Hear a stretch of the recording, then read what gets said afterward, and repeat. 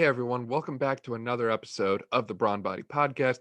Joining me again is Ryan Heim, and I've already talked extensively about him. He's a big powerlifting guy. He's got a bachelor's, a master's.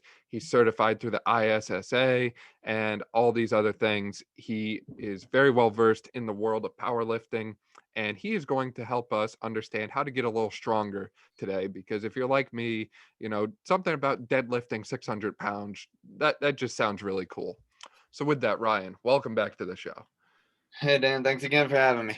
Always good to have someone on. So when it comes to powerlifting, obviously it comes back to the bench press, the squat, the deadlift. So when it comes to these lifts, there's a lot that kind of goes into them, a lot of prep work, a lot of training, that sort of thing.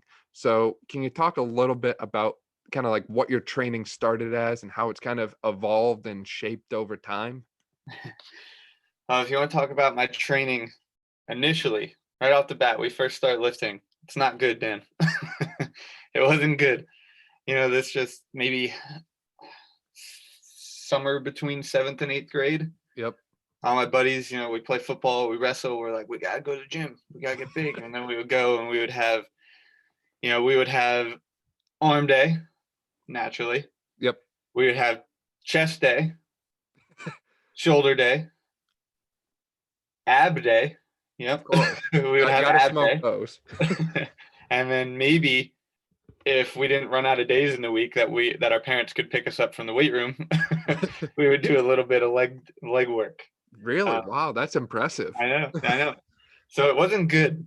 That's kind of how I started.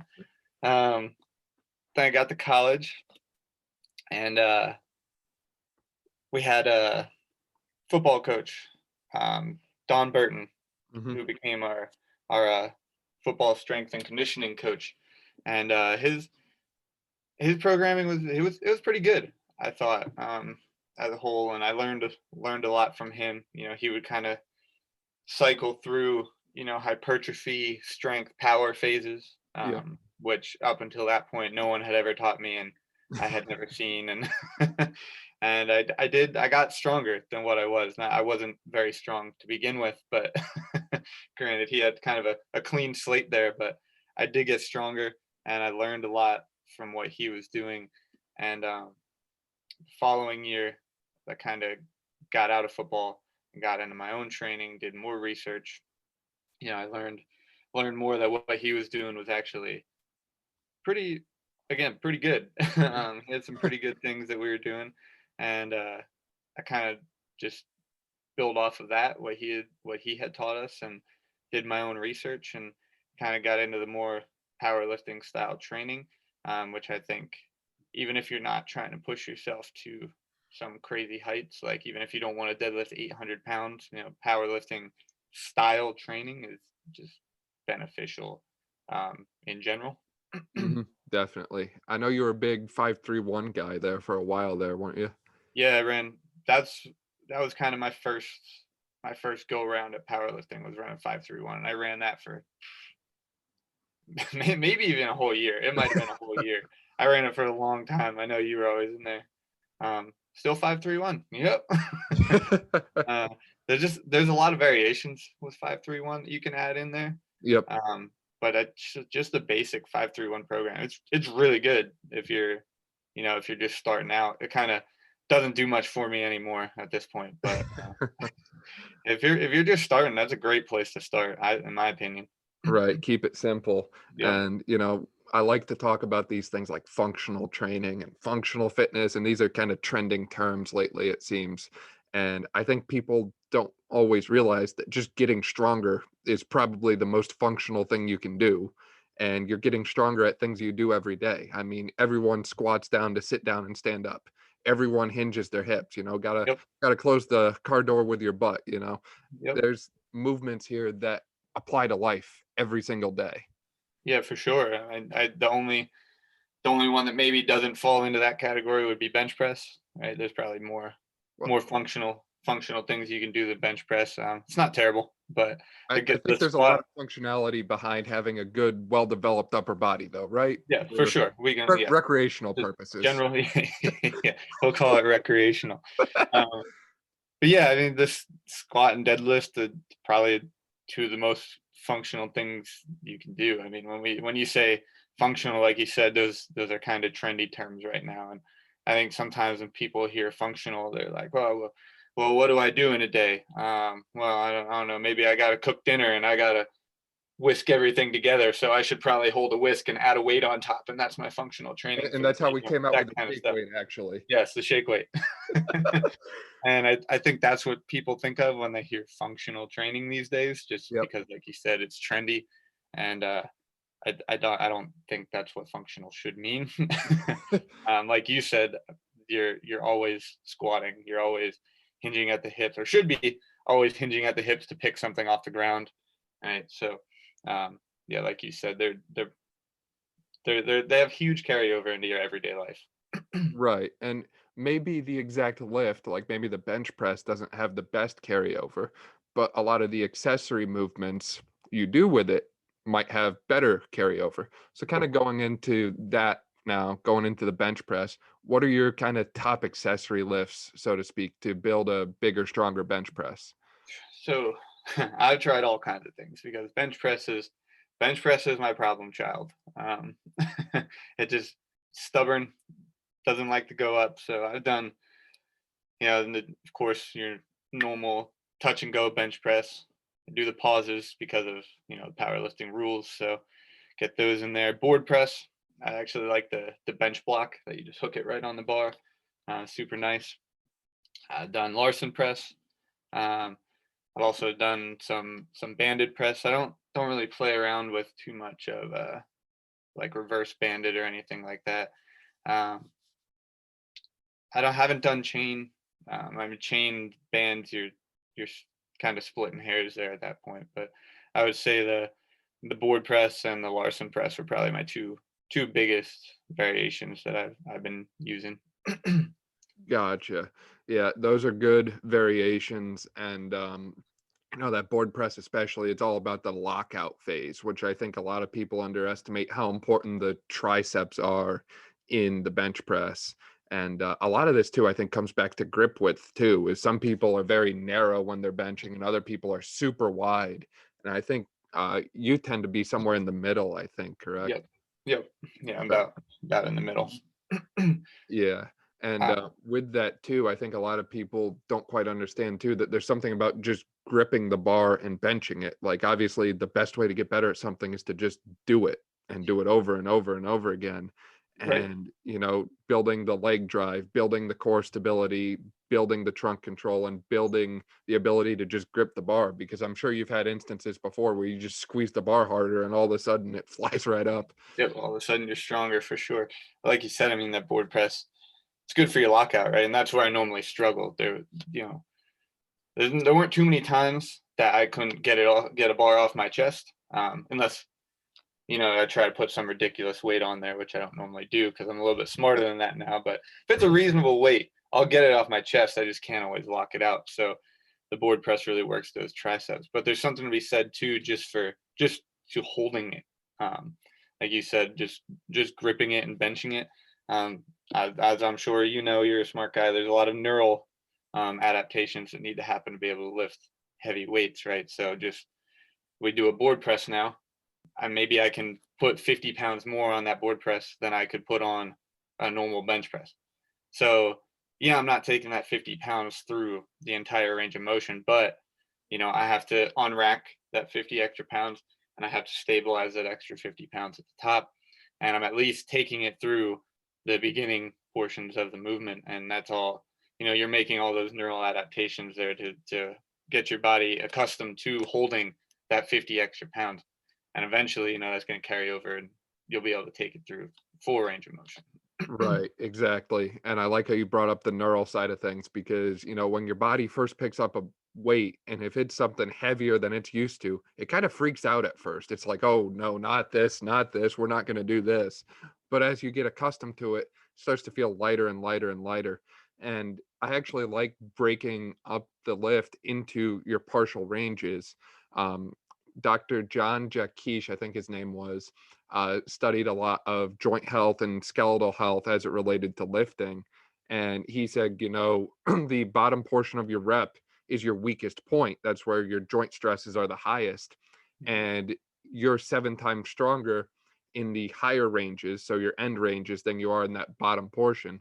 So strengthening your strongest area just kind of makes sense, or strengthening your weaker area in this case, I'm sorry, makes sense. You're attacking your weaker link, and that weaker link actually happens to be where you're skeletally the strongest, Mm-hmm. which kind of all evens out in the end.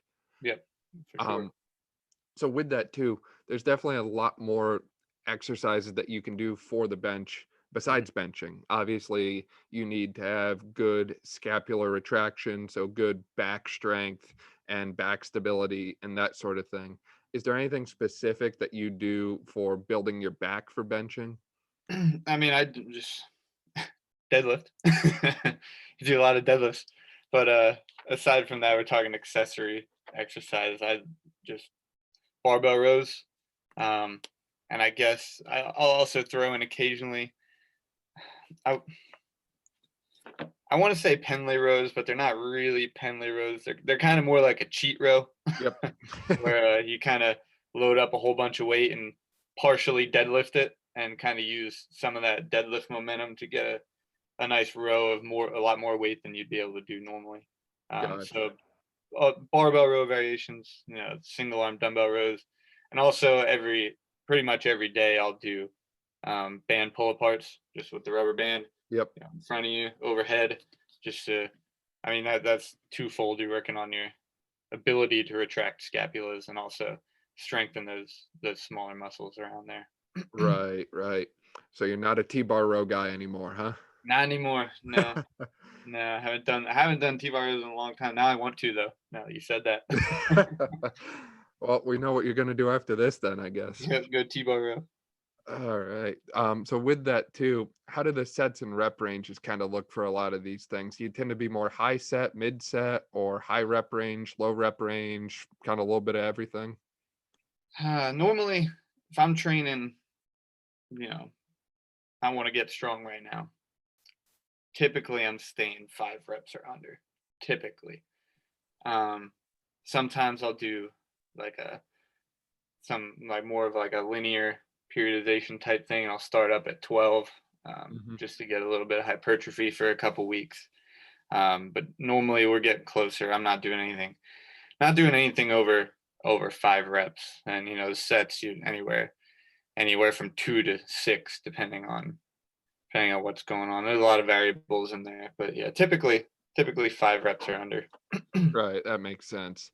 One thing I forgot to even mention, and you kind of brought it up a little bit there, when it comes time to compete, you actually have to pause on the bench press before you press it up. Are there any other major competition standards with the bench press and that sort of thing? Yeah, so first of all, bench press, you need to maintain your 3 points of contact is what it's called. So your feet are one, they got to stay on the ground. You can't jump your feet around like a lot of the gym bros do when they're getting hyped up for a heavy rep, right? They bounce their feet. That's a no-no. That'll be 3 red lights right away. The second point of contact is going to be your butt. So your butt can't leave the bench after you start your rep. I believe it's okay if you lift your butt. Some people like to lift their butt to unrack. I believe that's all right. But once you start the rep, your butt has to stay touching the bench. And then number 3 is going to be your head. You can't do the kind of the bodybuilder thing where they look up at their chest. Your back of your head has to stay on the bench as well. And then you have your commands, which are the most annoying in bench press. You get your unrack, or you unrack it yourself, depending what your preference is, and then you have to hold it there until you get a start command. So you get the head judge will say begin or bench or something like that. Then you can start lowering the bar. You lower it all the way to your chest, and then you got to take a pause. Like you said, the pause is dependent on you. There's no time limit, so it just goes based on whether or not you hold the bar motionless. So if you're wobbling the bar all over the place, you're going to be pausing for a real long time. So you got to take it down under control, pause it, motionless, and then you'll get a bench command, and then you're allowed to press. And then at the top is where a lot of people screw up, because at the gym you go through a hard rep, you throw it back on the rack. That's also a no. You have to wait for the rack command. So you press the full lockout and you hold it there until the head judge tells you to rack it. Wow. Lot goes into this simple lift, it seems. I know. And you mentioned the gym bros there. It's always funny because you go to the gym and there's always someone who, their back is extremely arched and their whole range is maybe, 5 or 6 inches, or, the feet are coming up. They're flying all over the place on the bench. They can't even keep themselves still. And, they'll call it a 1 rep max. And it's like, by what standards is this a 1 rep max? Yes, you move the weight, but you doing it was kind of a circus act, for lack of a better term. Yeah, for sure. The feet are that's the big one. People fling their feet all over the place when they're bench pressing. It's crazy. And not only are you risking hurting yourself, because now you're swinging everything around under load, swinging your spine around under load, and you're just not as strong. Like, you're taking all your leg drive out of your bench press. Right. Now, are there any like special shoes that you wear for different lifts, or do you go barefoot, or are you part of the foot shoe? Jared Michaels, shout out to Jared. Shout out Jared Michaels. No, so for bench, I wear squat shoes. I wear the squat shoes for my squat and my bench press. I like the little bit of the heel. I feel like when I have that little bit of a heel, I don't have to stretch my legs as far to keep them in contact with the floor. And then because I don't have my legs stretched out as far, I can get a little bit more leg drive that way. So I wear my squat shoes there. Makes sense. So kind of going into the squat now that you brought up squat shoes, that's another one that I think people kind of forget. It's not just, squat it, bounce it, re-rack it. There's also a little bit of a pause there at the bottom, I think, correct? So squat doesn't have a pause at the bottom. You have to wait for your squat command and then your rack command again. But there's actually no pause at the bottom of the squat. I've actually seen at my very first meet, guys and girls were combined. Basically, there was one giant flight of everybody, and it just went on based on who had the highest openers. And this poor girl, I believe it was her first meet as well. She took the very first squat of the meet, and then when everyone's watching, and she squatted down and she just sat there. And the judges aren't allowed to say anything to you other than the commands. So the head judge is just sitting there, like, hands in the air, like, what are you doing? And she's just sitting down there, pausing her squat, and he's like, yeah, come on. And then she paused so long she didn't end up getting it. Anyway, she couldn't she couldn't stand back up with it. I felt so bad for her. But that's crazy. No pause in the squat.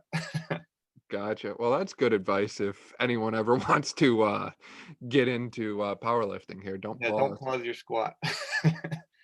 But you do have to break parallel, is it? It's not like a super deep, it's just get parallel. Yeah, so the way it's written up in the rule book is the crease of your hip at your hip joint. So, or the top of your thigh, I should say. So the top of your quad muscle, right where it connects to your hip joint, that needs to go below your knee. Gotcha. So, I mean, it's going to be a little bit different depending on the person. I think sometimes if you have, the big guys have the super big quads, and when they squat, they kind of have a dome on top of their leg. I think that helps them get some calls sometimes because, it looks like they're deeper just because they have that, that giant quad muscle on top. But yeah, that technically that's the rule. I believe that's the way it's written in most federations' rule book, is the top of the thigh at the crease of the hip needs to be below the knee. Gotcha. Well, that's certainly interesting, and it's always interesting to note that sort of thing because people tend to suck at squatting. And when you look at squat mobility, some people can't even get close to parallel, they're half repping or 3/4 repping.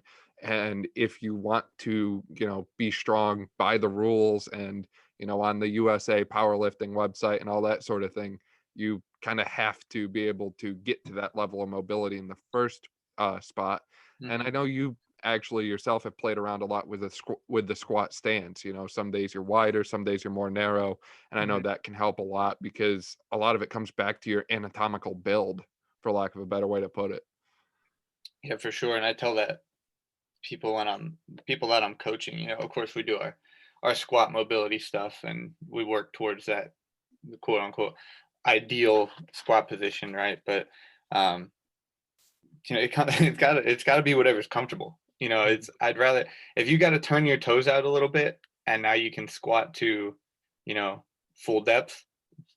Why are we not doing that? Why are we going to quarter squat with our toes pointed forward when, we could just turn our toes out a couple degrees and now all of a sudden you can squat the full depth? It doesn't make sense to me. So like you have to at least think about maybe the anatomy there is a little bit different, and still continue, working mobility, and maybe in the future that person can do your ideal quote unquote ideal squat. But for the time being, I don't see that much harm in just turning your toes out a couple degrees. Right. No, I definitely agree with you there. It's like just be able to do the movement and then go from there. Right. So with this too, are you kind of a high bar squat guy or a low bar squat guy? I'm gonna go right in the middle again. Everything I do is a little bit weird, I feel like, but yeah, I like it. I like it somewhere in the middle. Reason being, I know most people, at least in the powerlifting world, prefer the low bar, just because of the way it loads your muscles. You load up some bigger, stronger muscles a little bit more, putting the bar low. But I don't like how far you generally have to lean forward. I don't feel comfortable there. I don't feel strong there. I feel much more comfortable stacking my shoulders above my hips, staying a little bit more upright, kind of more what you would see with like when you watch the Olympic lifters when they do their squats. They're normally very upright. I feel a little bit more comfortable there. But also, again, you go full high bar and now you're not necessarily loading that weight the most efficient way on your lower body. So I kind of do a little bit of a mix, and my bar's somewhere in the middle. Makes sense. So, and I think that just comes back to that point. You have to customize these things to what you're able to do and what you're comfortable doing. Is, if you do low bar squat and you just go, this really isn't for me, then don't bother doing it, Right. Yeah. No one's telling you have to, just because, I don't know, insert your power lifter. Just because so and so does low bar squat, that doesn't mean you have to. You see all kinds of crazy stuff. Right. People switch it up, and I mean, if that's where you're strong, and you're just strictly talking about powerlifting, if that's where you're strong, do it. Yep. So when it comes to building the squat, and you said you see all kinds of crazy stuff, just trying to strengthen this movement, you see all kinds of crazy stuff as well. There's front squat, back squat, dumbbell squat variations. There's, hack squats, and people do them on a machine and with a bar, the Zercher squat, the belt squat. I mean, it seems like there's endless variations of this thing. So is there anything that you tend to go to as an accessory, both a squat variation and maybe some other lifts? So honestly, I don't use very many squat variations. For my squat, I just feel like the repetition of just squatting over and over again is normally sufficient for me to make gains. I will throw in box squat. I like box squat.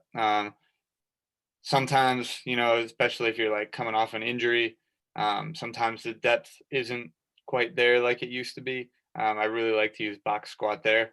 And I won't use it as like the typical sit on the box and then explode off. I'll use it more as like a depth marker. Mm-hmm. So I'll set that box low. Well, use some video with a couple boxes, see where the top of the thigh at your hip goes below the knee, and then use that box, and I'll do my squats just until I touch it. I'm not shifting any of the weight onto the box. I'm just going till I feel that little contact, and then we're coming back up. So I really like to use the box for that.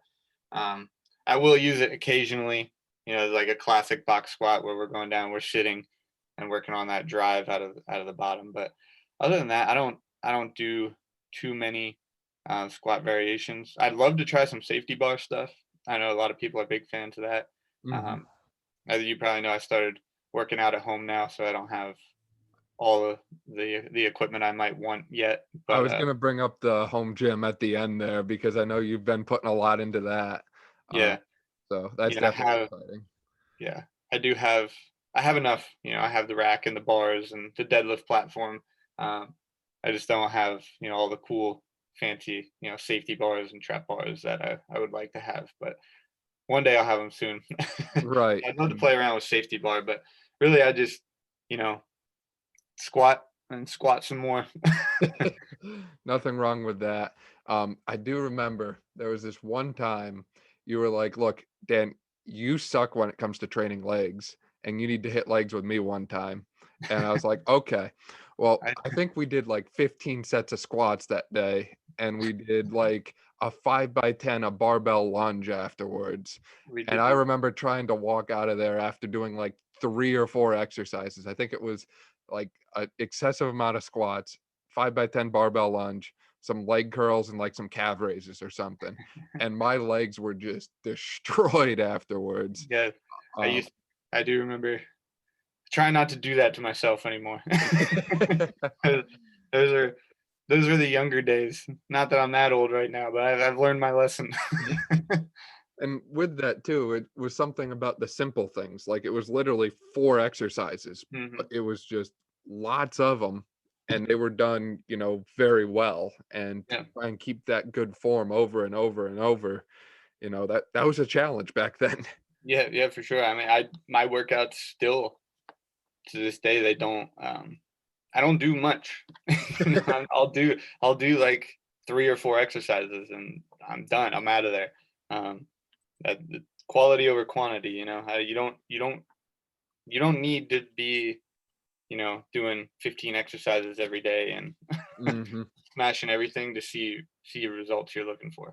I think that kind of brings up a amazing side point is a lot of these people are following these like online workout programs they get, and I look at them and they'll bring them to me sometimes in like a consultation, and they're like, what's the feedback on this, what's the rundown?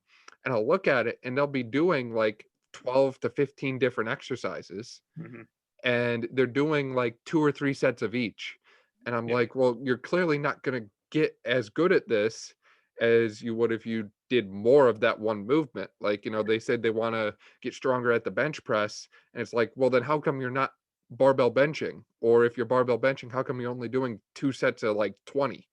Like the program has to match the goals.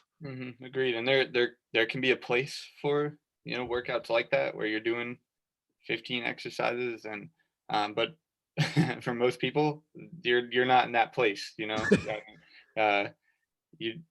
don't need 15 exercises and do 3 sets of every exercise. If you're a bodybuilder and you're trying to get show ready, you might need that kind of volume. But they don't just hop in from sitting on the couch or they're doing whatever program they're doing. They're like, I need something new, I'm going to do this. Like they're tapering into that volume. You can't just throw that much volume at yourself and expect it to work out. You don't need that. Again, you need 3 or 4 good exercises done well, and you'll see probably better results than you get from some cookie cutter program like that. Right. And there's always exceptions to this. Like, I know a lot of people know I'm a big fan of Bobby Maximus because he just does more all the time. And he'll do these 1,000 burpee challenges or all these insane volume type things.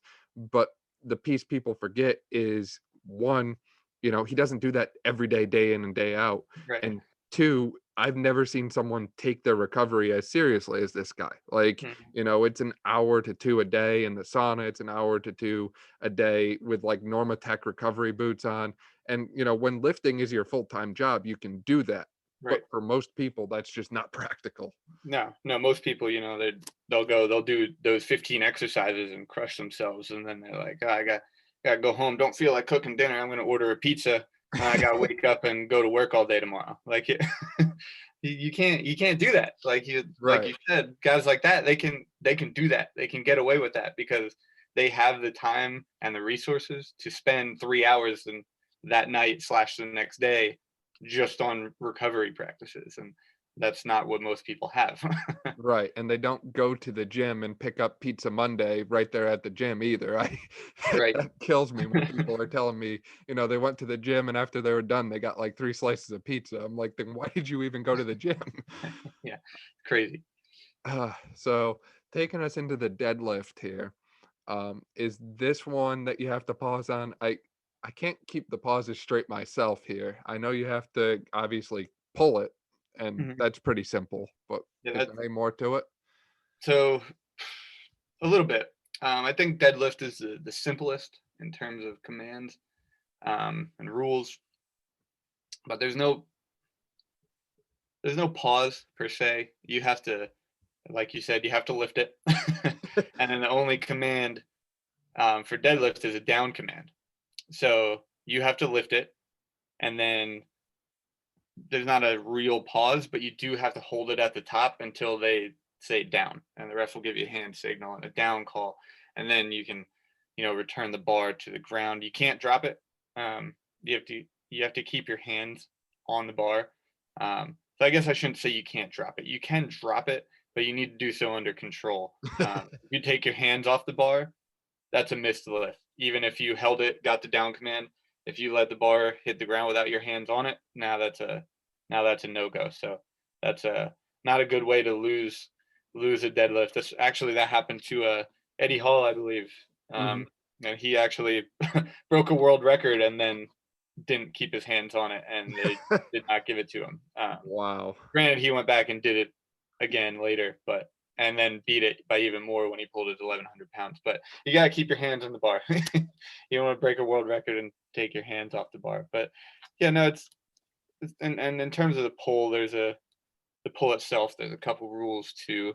You can't hitch in powerlifting, which is you see a lot in the strongman deadlifting, where they kind of sit back and set the bar kind of on their quads as they go up. That's a no-no. You can't do anything like that, and you need to get a full lockout at the top. So shoulders retracted, and if you're just kind of standing up there with your shoulders hunched over with the bar, they're not going to give it to you. Right, that makes sense. And this is another exercise too. I know the setup is huge. Some people are very conventional, some people pull sumo, and we have expressions for the people who pull sumo on what they do.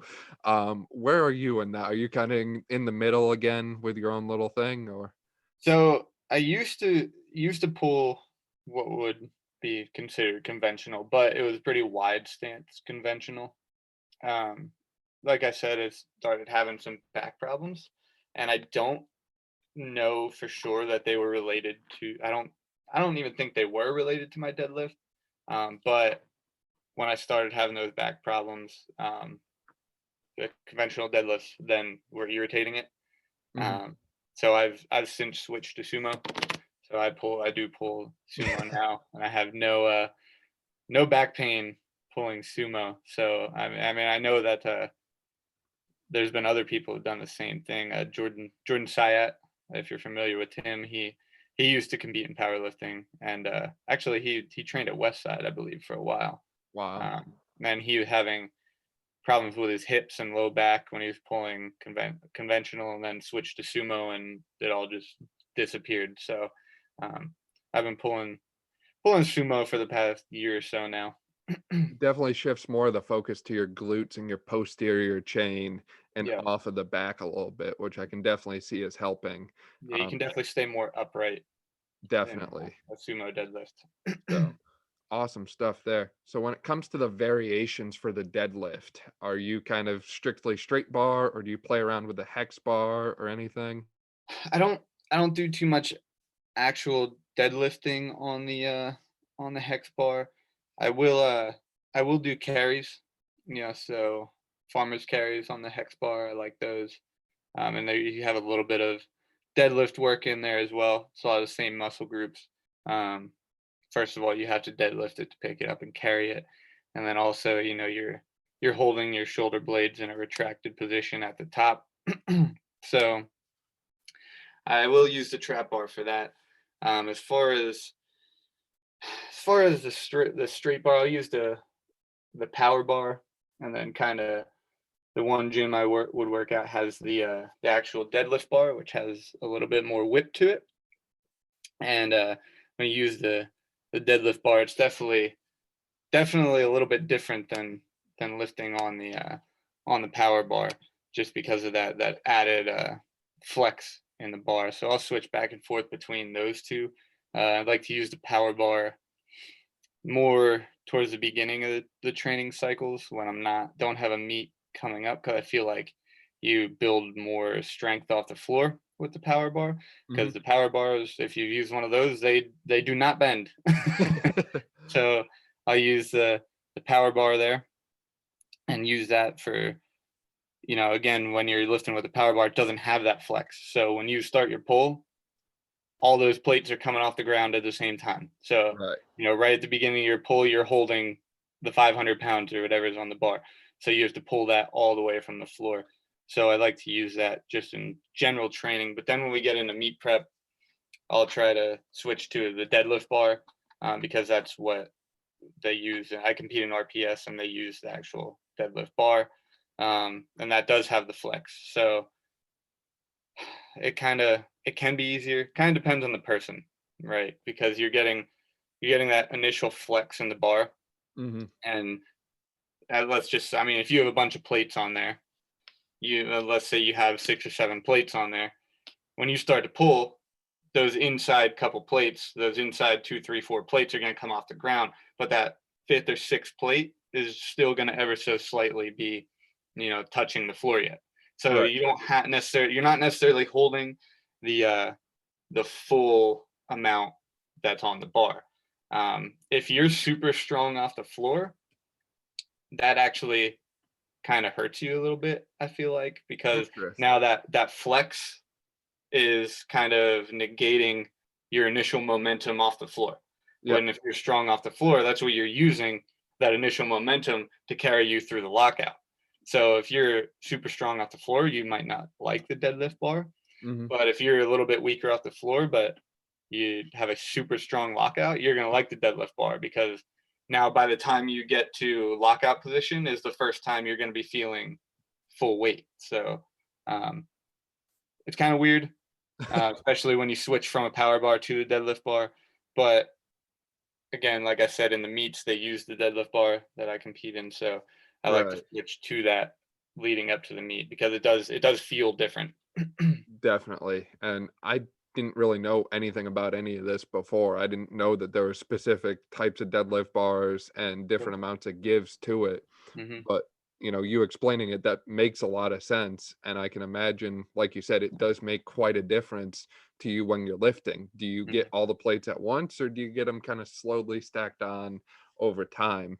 Right. Um, so that's certainly interesting stuff. And again, it comes back to that individualization, customization piece. Is you're going to be stronger with one than the other naturally. And it's Mm-hmm. just kind of training around it and addressing the weak points. Yep.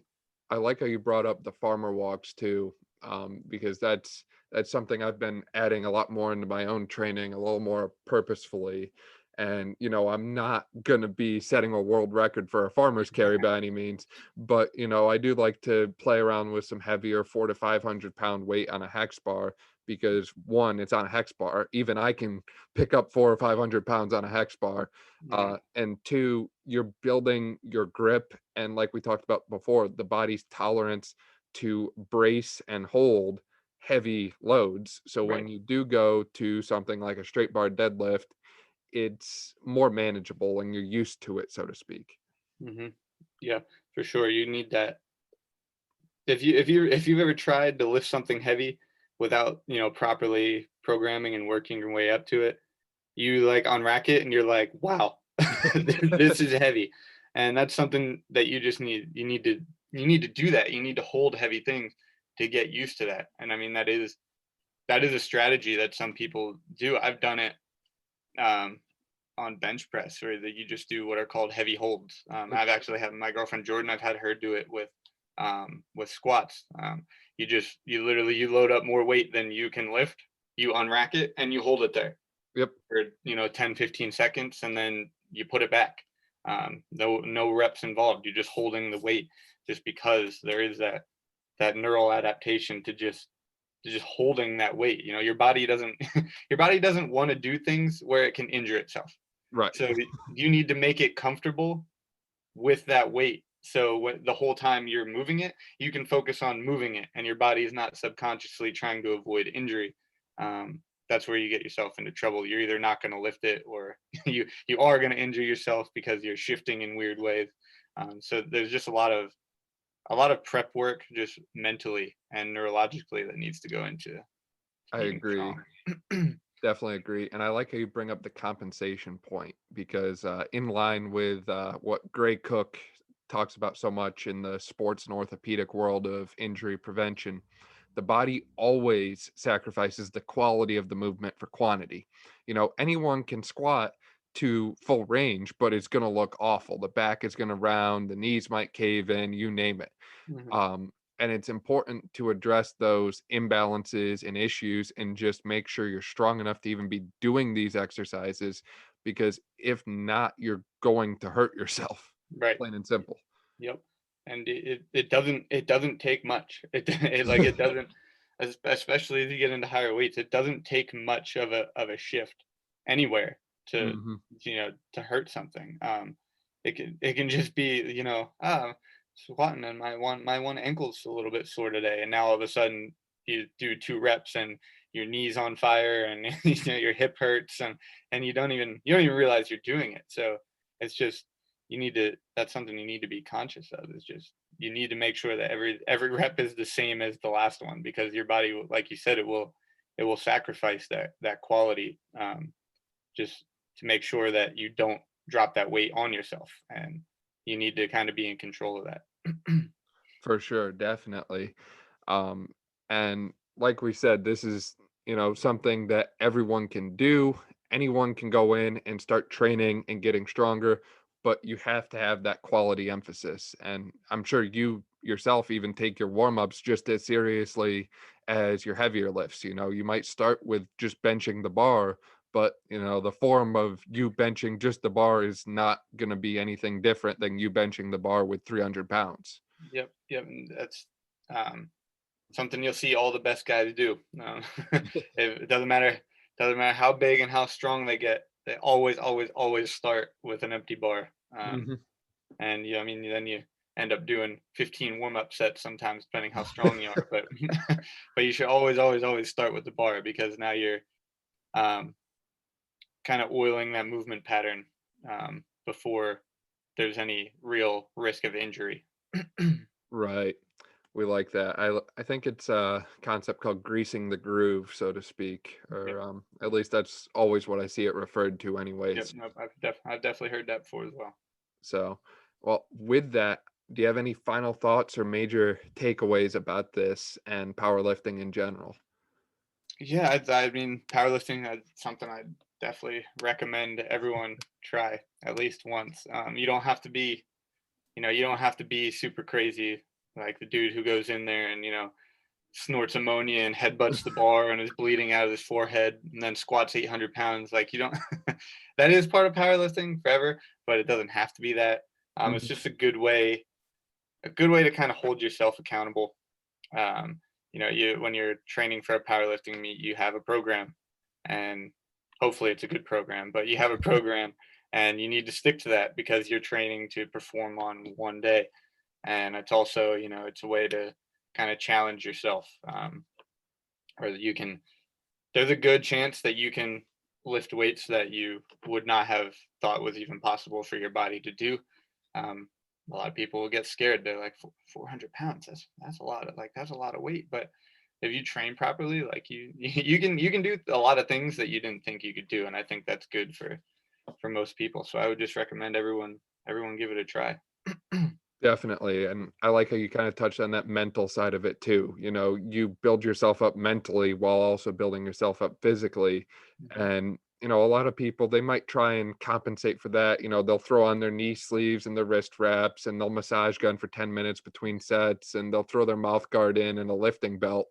And it's like, you know, ultimately you don't need all these fancy things. Like, this is just you, and you are a lot stronger than you realize, and it's your chance to prove it to yourself.